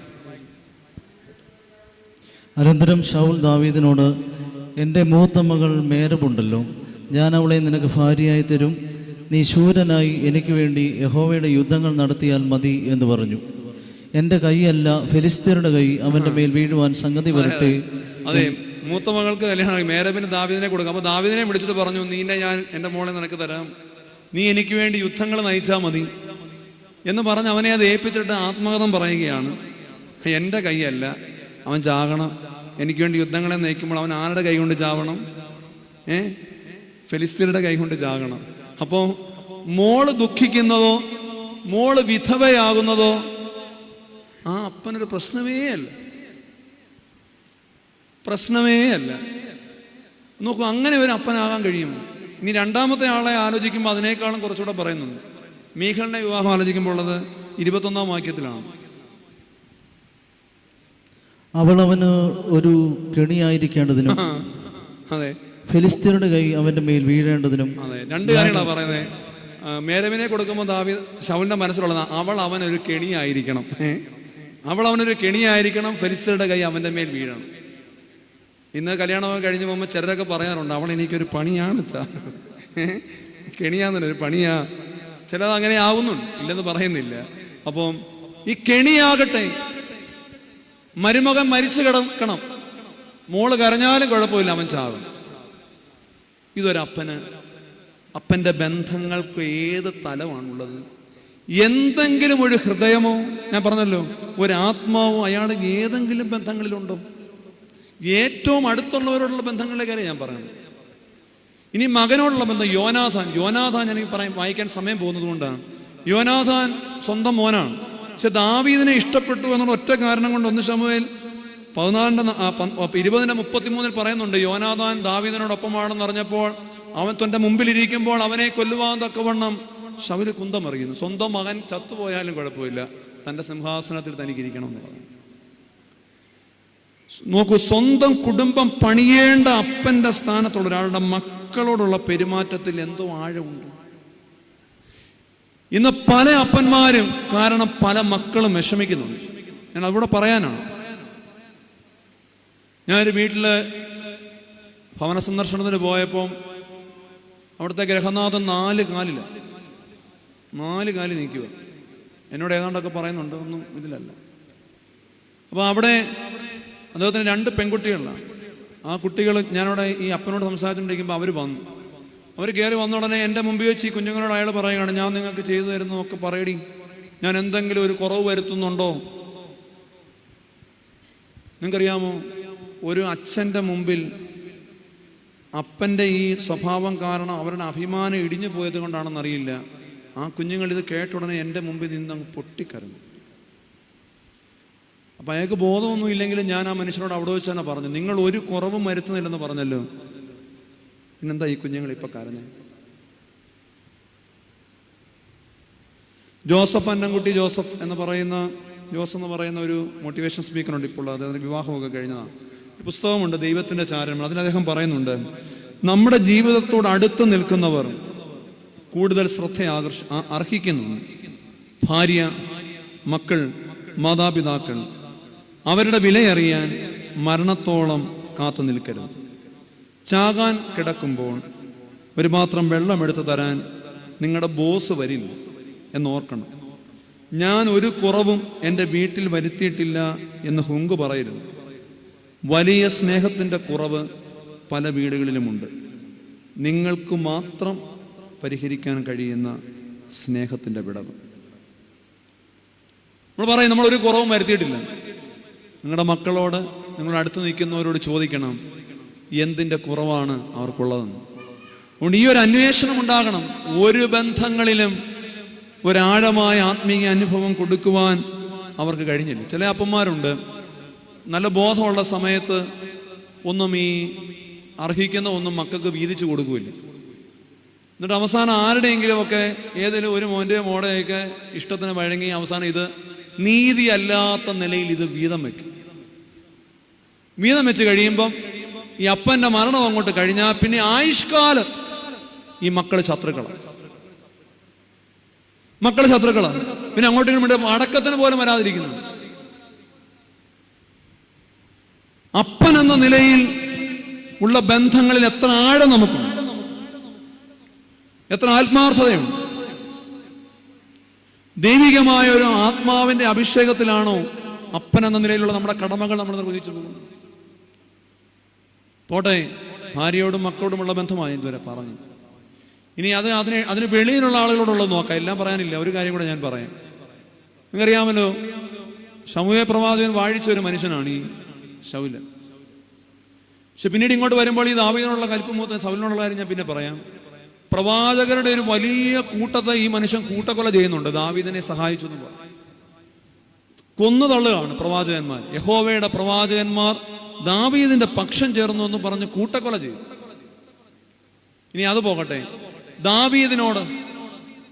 ദാവീദിനെ അവസാനം വരെ വേട്ടയാടി. ദാവീദ് രാവും പകലും ഗുഹകളിലും മലകളിലും ഉഴഞ്ഞു നടന്നു.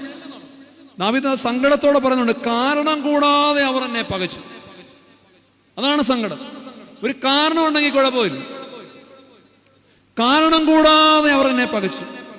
ഇന്ന് അങ്ങനെയാണ്. മനുഷ്യർക്ക് പ്രത്യേകിച്ച് നമ്മളോട് ദേഷ്യം തോന്നാൻ കാരണമൊന്നുമില്ല. ഞാനും വല്ലപ്പോഴൊക്കെ ചിന്തിക്കും, ചില കാര്യങ്ങൾ, ചില സമീപനങ്ങളൊക്കെ ചിലരിൽ നിന്നുണ്ടാകാൻ വിചാരിക്കും, ഞാനൊന്നും ചെയ്തിട്ടില്ലല്ലോ. പക്ഷെ അപ്പോഴൊക്കെ എനിക്ക് ഒരു ആശ്വാസം നൽകുന്ന ഒരു വാക്ക് ഇതാണ്, കാരണം കൂടാതെ അവർ പകയ്ക്കാം. മനുഷ്യർക്ക് പ്രത്യേകിച്ച് കാരണമൊന്നുമില്ല. അത് ഈ ദാവീദിന്റെ കാര്യത്തിൽ അസൂയ തോന്നിയ 2 കാര്യങ്ങൾ, 2 റെഫറൻസുകൾ ഞാൻ പറയാം. ഒന്ന് ശമൂവേൽ 18:15 വാക്യം ഒന്ന് വായിച്ചു. 1 ശമൂവേൽ 18:15.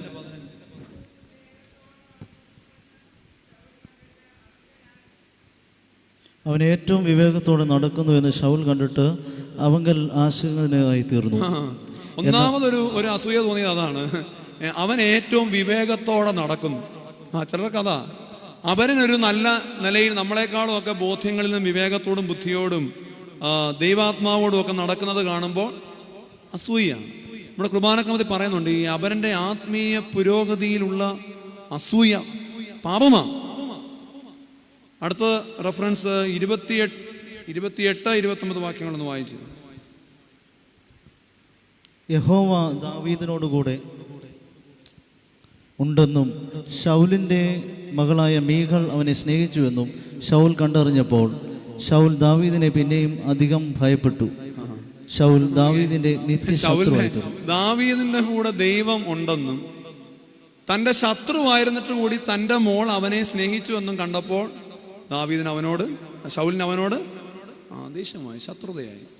അന്ന് മുതൽ ദാവീദ് ശൗലിന്റെ നിത്യശത്രുവായി മാറി എന്ന് എഴുതിയേക്കും. നിത്യശത്രു. ആത്മീയമായ ഭാഷയിൽ അങ്ങനെയൊന്നും ഉണ്ടാകാനേ പാടില്ല പ്രിയമുള്ളവർ. ഇന്ന് ചിലരൊക്കെ പറയാ, അച്ഛാ ബാക്കി അച്ഛൻ പറയുന്നതെല്ലാം ഞാൻ കേൾക്കാം, പക്ഷെ അത് മാത്രം അവളോട് മിണ്ടാൻ മാത്രം അച്ഛൻ അത് വേണ്ട, അവനോട് ഇനിയും മിണ്ടാൻ മാത്രം. നിത്യശത്രുവോ? ഈ നിത്യശത്രു എന്ന് പറയുന്ന ഒരു കാര്യം ക്രിസ്തീയ ആത്മീയതയിൽ ഇല്ല. നമുക്കങ്ങനെ ഒരാളുണ്ടെങ്കിൽ നമുക്ക് ബലിയർപ്പിക്കാൻ പറ്റില്ലല്ലോ. ബലിയർപ്പിക്കാൻ വരുമ്പോൾ നിനക്ക് ആരോടെങ്കിലും എന്തെങ്കിലും വിരോധം ഉണ്ടെങ്കിൽ അത് മാറ്റിയിട്ടേ പറ്റുള്ളൂ. അപ്പോൾ ആത്മീയ അനുഭവങ്ങൾ തുടങ്ങാൻ പോലും പറ്റില്ല അങ്ങനെ ഒരു നിത്യശത്രുത്വം ആരെങ്കിലുമായിട്ടുണ്ടെങ്കിൽ. പക്ഷെ ഇവിടെ ദാവീദിന്റെ അഭിഷേകം ഉതിർന്നു പോയതിൻ്റെ കാരണം ഒരു ബന്ധങ്ങളിൽ, അത് ഭാര്യയുമായിട്ടായാലും പെൺമക്കളുടെ കാര്യത്തിലായാലും യോനാഥാനുള്ള ബന്ധത്തിലാണെങ്കിലും ഇനി പ്രവാചകന്മാരുള്ള ബന്ധത്തിലാണെങ്കിലും നിത്യസ്നേഹിതനായ ദാവീദിനുള്ള ബന്ധത്തിലാണെങ്കിലും ഒരു ബന്ധങ്ങളിലും അയാൾക്ക് ഹൃദയമില്ല, അയാൾക്ക് ആത്മാവില്ല. നിങ്ങൾ ഓർക്കണം, ശമൂവേൽ അയാളെ അഭിഷേകം ചെയ്ത് കഴിഞ്ഞാൽ ഉടനെ അവിടെ വേദപുസ്തകം കോറിയിടുന്നൊരു വാക്യമുണ്ട്, ദൈവം ശൗലിന് വേറെ ഒരു ഹൃദയം കൊടുത്തു വന്നു. അത് കഴിഞ്ഞാൽ ഉടനെ പറയുന്നുണ്ട്, ഒരു പ്രവാചകഗണം അതുവഴി വന്നു. പ്രവാചകഗണങ്ങൾ ശൗലിന്റെ അടുത്ത് വന്നപ്പോൾ ശൗലിന്റെ മേലും ആത്മാവ് ശക്തിയോടെ വന്നു. ശൗലും പ്രവചിച്ചു. ശൗലും പ്രവാചകഗണത്തിലായോ എന്നൊരു ചൊല്ല് അങ്ങനെ അവിടെ ഉണ്ടായി. എന്ന് പറഞ്ഞാൽ ദൈവം ഹൃദയം നിറച്ചു കൊടുത്ത ആത്മാവാണ്, നല്ലൊരു പുതിയ ഹൃദയം കൊടുത്ത മനുഷ്യനാണ്. പക്ഷെ അയാളുടെ വ്യക്തിബന്ധങ്ങളിൽ ഒന്നും അയാൾക്ക് ഹൃദയവും ഉണ്ടായിരുന്നില്ല, ആത്മാവും ഉണ്ടായിരുന്നില്ല. എന്റെ സമയം പോകുന്നത് കൊണ്ട് എനിക്കൊരു കാര്യം പറയണം, എന്റെ വാക്കാഭാഗം അവസാനിപ്പിക്കുകയാണ്. രണ്ടാമത്, ശൗലിന്റെ അഭിഷേകമില്ലാത്ത പരിച പോലെ അവരുടെ ജീവിതം മാറിപ്പോയതിന്റെ കാരണം ഒരു ബന്ധങ്ങളിലും അയാൾക്ക് ആത്മാവും ഇല്ലായിരുന്നു, ആത്മാർത്ഥതയും ഇല്ലായിരുന്നു, ജീവനുമില്ലായിരുന്നു. അങ്ങനെയുള്ളത് കൊണ്ടാണ് അയാൾ ദൈവസന്നിധിയിൽ പട്ടുപോയത്. മൂന്നാമത് ഒരു കാര്യം കൂടി പറഞ്ഞ് അവസാനിപ്പിക്കും. മൂന്നാമത്, ശൗലിന്റെ ജീവിതം ആത്മാവും അഭിഷേകവും നഷ്ടപ്പെട്ടു പോയ അനുഭവത്തിലാകാൻ കാരണം കൈപിടിച്ചുയർത്തിയവരെ കണ്ണുനീര് കുടിപ്പിച്ച ഒരു പാപജീവിതമായിരുന്നു ശൗലിൻ്റെ. കൈപിടിച്ചുയർത്തിയവരെ ഒക്കെ കണ്ണുനീര് കുടിപ്പിച്ചൊരു മനുഷ്യനായിരുന്നു. ഉയർത്തിക്കൊണ്ട് വന്നവർക്കൊക്കെ സങ്കടമാണ്. ദൈവം ഉൾപ്പെടെ. 2 റെഫറൻസുകൾ ആക്ഷരികമായി തന്നെ ഞാൻ വായിക്കാം, അതിന്റെ സംഭവങ്ങളിലേക്ക് കടക്കുന്നതിന് മുമ്പ് എവിടാ കരഞ്ഞതെന്നുള്ളത്. 1 ശമൂവേൽ 15:10, 11 വാക്യങ്ങൾ.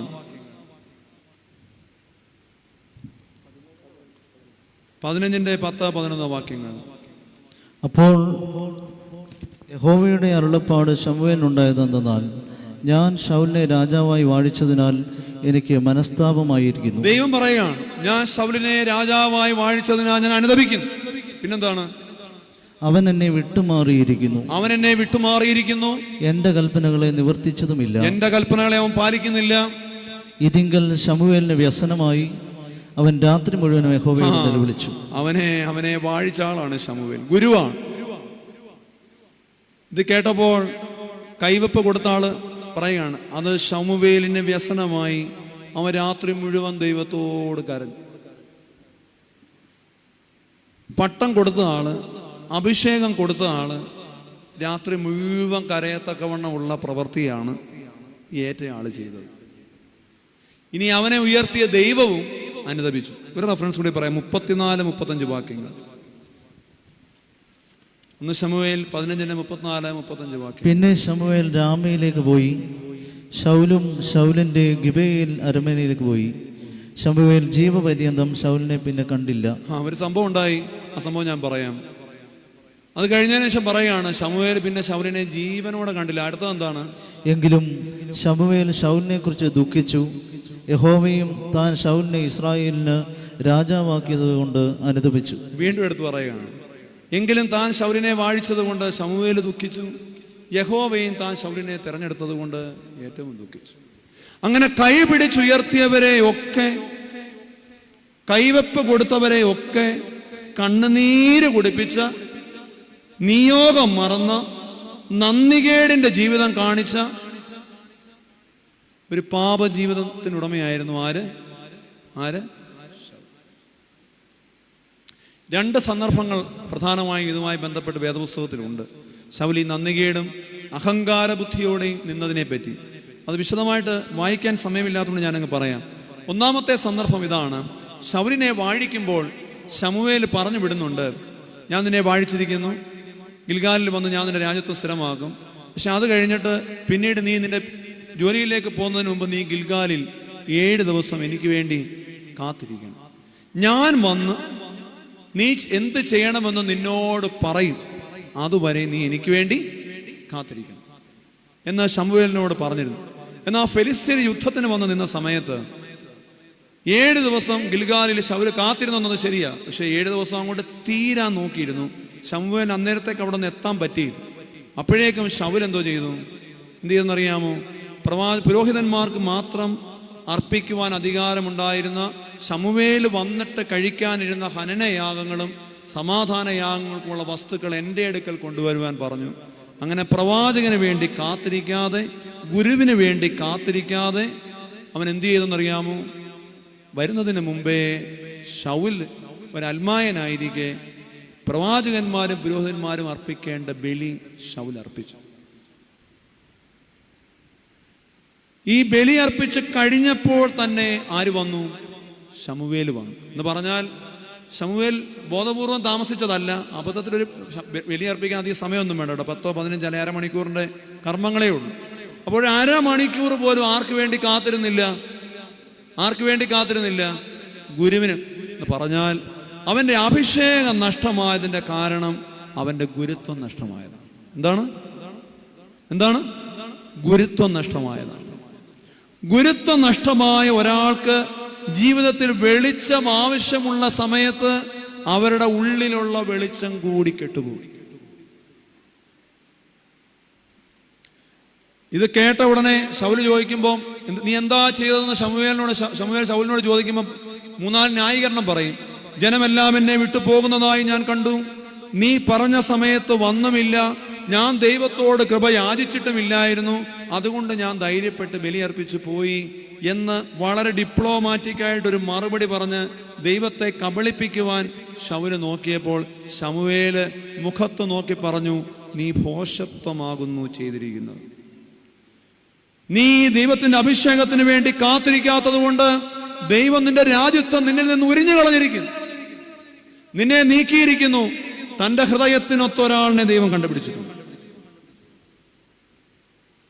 നിങ്ങൾ ഓർക്കേണ്ട ഒരു കാര്യമുണ്ട്. ശൗലിനെ ദൈവം ഈ രാജസ്ഥാനത്തേക്ക് അവരോധിക്കാൻ പോകുന്ന സംഭവം എന്താണെന്നറിയാമോ? ശൗലിനെ പറ്റി ആദ്യം പറഞ്ഞു തുടങ്ങുന്നത് അവൻ ധനവാനായ കീശ് എന്ന് പറയുന്ന ഒരാളുടെ മകനാണെന്നാണ്. എന്ന് പറഞ്ഞാൽ ഒരു പണക്കാരന്റെ മോനായിരുന്നു. എപ്പോഴാണ് അവനെ തെരഞ്ഞെടുക്കുന്നത് അറിയാമോ? ഈ പണക്കാരനായ അപ്പന്റെ കഴുതകളെ കാണാതെ പോയി. ഈ കഴുതകളെ അന്വേഷിച്ച് ശൗല് പോയി. ശൗല് പോയ കാര്യം 3-4-5 വാക്യങ്ങളിൽ പറയുന്നുണ്ട്. 9-ാം അധ്യായം അവിടെ 3-4 മലകളുടെ നാടിന്റെ പേര് പറയുന്നുണ്ട്. അപ്പോൾ ഒരു കഴുതയെ തിരിച്ചു കിട്ടാൻ വേണ്ടി 3-4 മലകൾ കടന്ന് അന്വേഷിച്ച് അതിനുവേണ്ടി കാത്തിരുന്ന ആളാണ് ആര്? ശൗല്. കഴുതയ്ക്ക് വേണ്ടി കാത്തിരുന്ന അത്രയും പോലും തൻ്റെ അഭിഷേകം ഉറയ്ക്കാൻ അവൻ കാത്തിരുന്നു. കഴുതയ്ക്ക് വേണ്ടി കാത്തിരുന്ന അത്രയും പോലും ദൈവാത്മാവ് ലഭിക്കുവാൻ തക്കവണ്ണം ആര് കാത്തിരുന്നില്ല? അവന്റെ പ്രയോറിറ്റി വേറെയായിരുന്നു. അഹങ്കാരമായി പോയി. ദൈവം മുമ്പാകെ അവൻ മറുതലിച്ചു നിന്നു. രണ്ടാമത്തെ സംഭവം എന്താണെന്നറിയാമോ? തൊട്ടടുത്ത വാക്യത്തിൽ അമാലേക്യരുമായുള്ള യുദ്ധം വരുന്നുണ്ട്. അമാലേക്യരുമായിട്ടുള്ള യുദ്ധം ചെയ്യണമെന്ന് യഹോവയായ ദൈവം ശമൂവേലിലൂടെ ശൗലിനോട് പറയുകയാണ്. അമാലേക്യർ ആരാണെന്നറിയാമോ? അതറിയണം. ദിനവൃത്താന്ത പുസ്തകത്തിൽ പറയുന്നുണ്ട്, ഇസ്രയേൽ ജനം വാഗ്ദത്ത നാട്ടിലേക്ക് മരുഭൂമിയിലൂടെ വരുമ്പോൾ അമാലേക്യർ ചെയ്തത് എന്താന്ന് യഹോവയായ ദൈവം പറയുന്നുണ്ട്. അവിടെ പറയുന്നുണ്ട്, അമാലേക്യർ എന്ത് ചെയ്തെന്നറിയാമോ? ഈ യാത്ര ചെയ്ത് ഇസ്രയേൽ ജനം മുന്നോട്ട് പോകുമ്പോൾ അവർ നിങ്ങളുടെ പിറകിന് വന്നു. പുറകിന് വന്ന് നിങ്ങളിൽ ബലഹീനരായ മനുഷ്യരെ ഉന്മൂലനം ചെയ്ത് കളഞ്ഞു. നിങ്ങൾ ഓർക്കണം, ഒരു യാത്ര 6 ലക്ഷം പേര് മരുഭൂമിയിലൂടെ പോവുകയാണ്. അപ്പോൾ പുറകിന് പോകുന്നത് ആരായിരിക്കും പ്രിയമുള്ളവരെ? ഒരു പദയാത്ര പോകുമ്പം ഒരുമിച്ച് നടന്നു തുടങ്ങിയാൽ കുറച്ച് കഴിയുമ്പം പുറകിൽ പയ്യെ ഏന്തിയും വരഞ്ഞൊക്കെ പോകുന്ന ആരായിരിക്കും? മുട്ടിന് വയ്യാത്തവര്, നടക്കാൻ വയ്യാത്തവര്, പ്രായമായവര്, ഇല്ലേ? ഒരു കൂട്ടത്തിലെ ബലഹീനരാണ്. സത്യത്തിൽ ഒരു കാരണവശാലും നിങ്ങൾ പോരാടുന്നെങ്കിൽ നിങ്ങൾ ബലവാന്മാരോട് പോരാടും. അമാലേക്കർ ചെയ്ത് എന്താണെന്നറിയാമോ? ബലഹീനരായവരെ പിറകിൽ നിന്ന് വന്ന് കൊന്നുകളഞ്ഞു. അത് യഹോവയായ ദൈവത്തിന് ഒരു വിധത്തിനും ഇഷ്ടമായിരുന്ന കാര്യമല്ല. അതുകൊണ്ടാണ് പിന്നീട് പോരാട്ടം ഉണ്ടാകുമ്പോൾ, നിങ്ങൾക്കറിയാമോ, ഈ അമാലേക്കരുമായിട്ടുള്ള പോരാട്ടത്തിൽ മാത്രമാണ് മോശ തന്റെ കൈ ഉയർത്തിപ്പിടിച്ചുകൊണ്ടിരുന്നത്. കാര്യം മോശയ്ക്ക് അത്രമേ പ്രധാനമായിരുന്നു അമാലേക്കരെ തോൽപ്പിക്കണം. ആ സന്ധ്യ വരെ അവർ പോരാടി. ആ പോരാട്ടത്തിന് ഒരിക്കലും തകർന്നു പോകരുതെന്നുള്ളത് കൊണ്ടാണ് അഹറോനും ഹൂറും മോശയുടെ കൈ താങ്ങി പിടിച്ചുകൊണ്ടിരുന്നത്. അങ്ങനെ അമാലേക്കൽ ഒരു പ്രതീകമാണ്. എന്തിന്റെ പ്രതീകം? പാപത്തിന്റെ പ്രതീകമാണ്. പാപത്തിനെതിരെ പോരാടണം. അതുകൊണ്ടാണ് ശൗലിനോട് പറഞ്ഞത്, നീ അമാലേക്കരെ മുഴുവൻ കൊല്ലണം, ഒരാളിനെ പോലും വെറുതെ വിടരുത്. കാരണം അമാലേക്കിന്റെ ഓർമ്മയെ ഭൂമിയിൽ നിന്ന് ഛേദിച്ചു കളയണം. കൃത്യമായ ഗൈഡൻസ് കൊടുത്താണ് ശൗലിനെ യുദ്ധത്തിന് വിട്ടത്. പക്ഷെ ശൗൽ എന്ത് ചെയ്തെന്നറിയാമോ? അമാലേക്കരെ തന്ത്രപരമായി തോൽപ്പിച്ചു. പക്ഷെ അവൻ എന്ത് ചെയ്തു? അവരുടെ രാജാവായ ആഗാഗിനെ ജീവനോടെ പിടിച്ചു. അവരിൽ സമർത്ഥരും ആരോഗ്യരുമായ യോദ്ധാക്കളെ ജീവനോടെ തന്നെ അവശേഷിപ്പിച്ചു. അവരുടെ കൂട്ടത്തിലെ ശ്രേഷ്ഠവും മേത്തരവുമായ ആടുമാടുകളെ എടുത്തുകൊണ്ട് പോയി. ഈ രാത്രിയിലാണ് യഹോവയായ ദൈവം ശമൂവേലിനോട് വിളിച്ചിട്ട് പറയുന്നത്, ഞാൻ അവനെ രാജാവാക്കുകൊണ്ട് ഞാൻ അനുതപിച്ചിരിക്കുന്നു, അവൻ എൻ്റെ ഹിതം വിട്ടുമാറി. ഇത് പറഞ്ഞ് രാത്രി മുഴുവൻ ശമൂവേൽ ഇത് കേട്ട് കരഞ്ഞു കഴിഞ്ഞ് പിറ്റേ ദിവസം ശൗലിന്റെ അരമനയിലേക്ക് വന്നു, ശൗലിന്റെ യുദ്ധകളത്തിലേക്ക് വന്നു. അവിടെ വന്നിട്ട് ചോദിക്കുന്നുണ്ട്, ഞാൻ ഈ കേൾക്കുന്ന ആടുകളുടെ മുക്ര എന്താണ്? അപ്പൊ അവൻ പറയുന്നുണ്ട്. അപ്പം പിടിക്കപ്പെട്ടു എന്ന് ശൗലിന് മനസ്സിലായി. അന്നേരവും തന്ത്രപരമായി കബളിപ്പിക്കാൻ ഒരു മറുപടി പറഞ്ഞു, ഞങ്ങൾ അവിടെ ചെന്നു, അവരെ കൊന്നു എന്നുള്ളത് ശരിയാണ്, എല്ലാം നശിപ്പിച്ചു. പക്ഷേ യഹോവയ്ക്ക് യാഗം കഴിക്കാൻ വേണ്ടി ഞങ്ങൾ എന്ത് ചെയ്തു? അവിടുത്തെ നല്ല ആടിനെ എടുത്തോണ്ട് പോകും.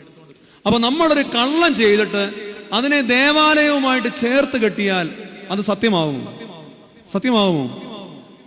അപ്പോൾ ശൗല് അതിനെ തുടർന്നുണ്ടാകുന്ന ആ സംഭാഷണത്തിലാണ് ശമൂവേൽ പറയുന്നത്, നീ എന്താണ് ചെയ്തത്? അനുസരിക്കുന്നത് യാഗത്തെക്കാളും നല്ലതാകും.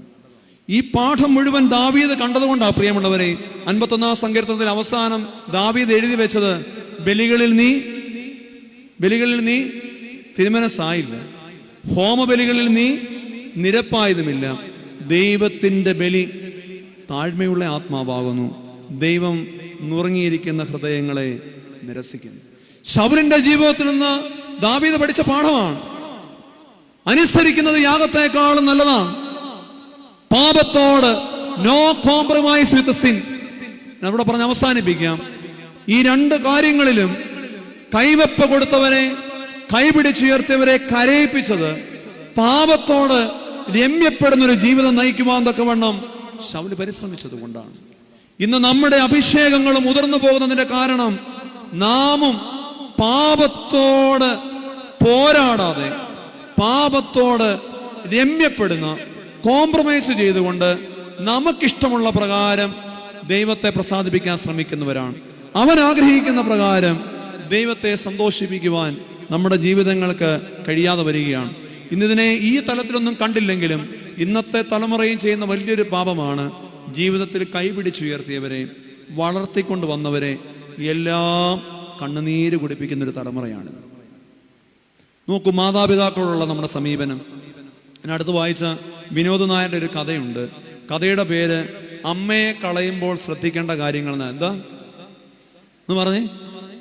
അമ്മയെ കളയുമ്പോൾ ശ്രദ്ധിക്കണം. അതിൽ അദ്ദേഹം പറഞ്ഞു തുടങ്ങുന്ന ഇപ്രകാരമാണ്: പൂച്ചയെ കളയാൻ എളുപ്പമാണ്, ഒരു എലിയുടെ പടമുള്ള പ്ലാസ്റ്റിക് ചാക്ക് മതി, അതിനകത്താക്കി എലിയെ കാണിച്ച് ചാക്കിനകത്ത് കയറ്റി കൊണ്ടുപോയി കളയാൻ. അത്രയും പോലും ബുദ്ധി വേണ്ട അമ്മയെ കൊണ്ട് കളയാൻ. അതിന് അദ്ദേഹം നടന്നൊരു സംഭവമായി ചേർത്താണ് ആ കഥ രേഖപ്പെടുത്തുന്നത്. തൃശ്ശൂരിലെ ഒരു വെയിറ്റിംഗ് ഷെഡിൽ നല്ല ആഭരണങ്ങൾ ധരിച്ചുകൊണ്ടൊരു അമ്മ കുറേ നേരം മണിക്കൂറുകളായിട്ട് ഇരിക്കുകയാണ്.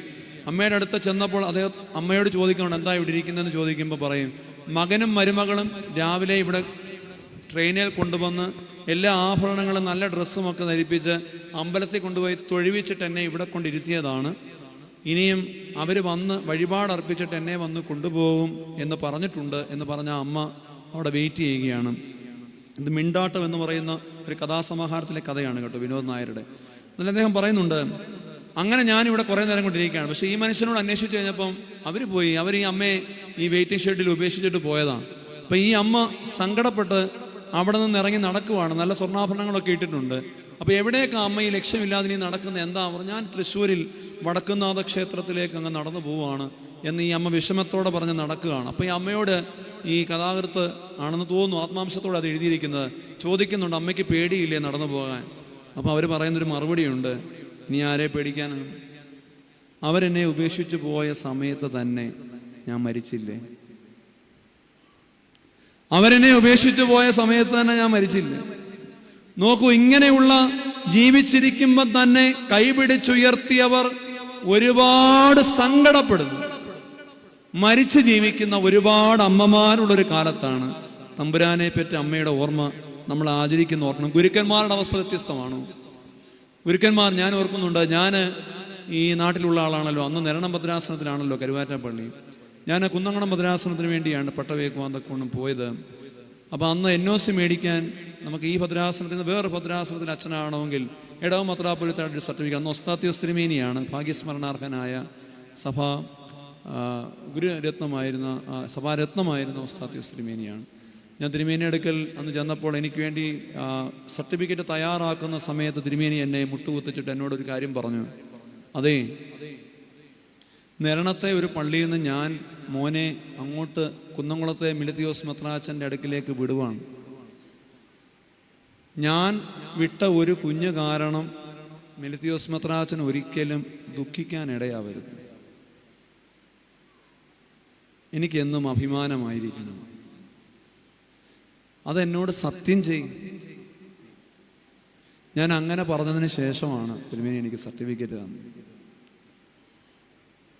അങ്ങനെ ആ തിരുമേനിയുടെ ഭാവം ഞാൻ ആ വാക്ക് പാലിച്ചിട്ടുണ്ട് എന്ന് എനിക്ക് ആത്മാർത്ഥമായിട്ട് പറയുവാൻ തക്കൊണ്ട് കഴിയും. തിരുമേനിയുടെ കാലം ചെയ്യുന്ന സമയത്ത് വരെയും 12 വർഷക്കാലം അദ്ദേഹത്തിൻ്റെ സെക്രട്ടറി ആയിട്ട് അരമനയിൽ നിൽക്കുവാൻ തക്കൊണ്ട് എനിക്ക് കഴിഞ്ഞു, ബാവയുടെ കൂടെ. അത് ഞാൻ ഒസ്താദ് തിരുമേനിക്ക് കൊടുത്തൊരു വാക്കാണ്.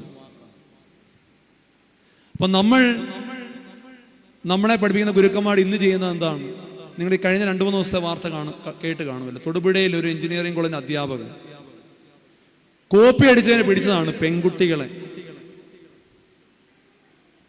ഇപ്പോൾ കോടതി അദ്ദേഹത്തെ വെറുതെ വിട്ടു. പക്ഷെ അദ്ദേഹം 4-5 വർഷം ജയിലിൽ കിടക്കുകയും അതിൻ്റെ പീഡനങ്ങളിലുമാണ്. പീഡന കേസ് കൊണ്ട് കൊടുത്തു, 6 പീഡന കേസ്. പെൺകുട്ടികൾ കോപ്പി അടിച്ച് പിടിച്ചത് വെളി വരാതിരിക്കാൻ അധ്യാപകനെതിരെ പീഡന കേസ്. നമ്മൾ ഓർക്കണം, കൈപിടിച്ചുയർത്തിയവർ അവസാനം വരെ കണ്ണുനീരണിയുകയാണ്. ഇനി മക്കളെ വളർത്തിക്കൊണ്ട് വന്നാലോ? ഇന്നിപ്പോൾ ചില TV ഷോസ് ഒക്കെ ഉണ്ട്, ഞാനൊന്നും പേരൊന്നും പറയുന്നില്ല. ഇനി ഇത് പറഞ്ഞതിൻ്റെ പേരിൽ ഇനി എന്തോരം അറിയാം. നമ്മൾ വേദപുസ്തകത്തിൽ പാപമാണെന്ന് പറഞ്ഞിട്ടുള്ള ചില കാര്യങ്ങളുണ്ട്. പാപമാണെന്ന് ഞാനത് വിശദമാക്കുന്നില്ല. ആ പാപമാണെന്ന് പറഞ്ഞ കാര്യമൊന്നും കുഴപ്പമില്ലാന്നേ. അങ്ങനെ ആയാലും ഒരുമിച്ച് ജീവിച്ചാൽ ഒരു പ്രശ്നവും ഇവിടെ ഉണ്ടാകാൻ പോകുന്നില്ല എന്ന പാഠം കുത്തിവെക്കുകയാണ്. കോംപ്രമൈസിംഗ് വിത്ത് സിൻ പാപമല്ല എന്ന് വരുത്തി തീർക്കുകയാണ്.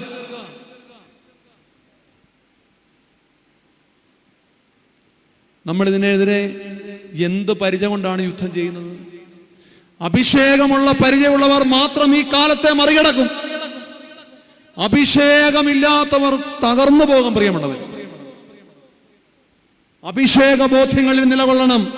നാം ദൈവത്തിന്റെ മന്ദിരമാണെന്നും ദൈവത്തിന്റെ ആത്മാവ് നമ്മിൽ വസിക്കുന്നുവെന്നും നമ്മൾ അറിയണ്ടേ. ആത്മാവും ഹൃദയവും ഉള്ളവർ ആ ബോധ്യങ്ങളിലേക്ക് വരണ്ടേ.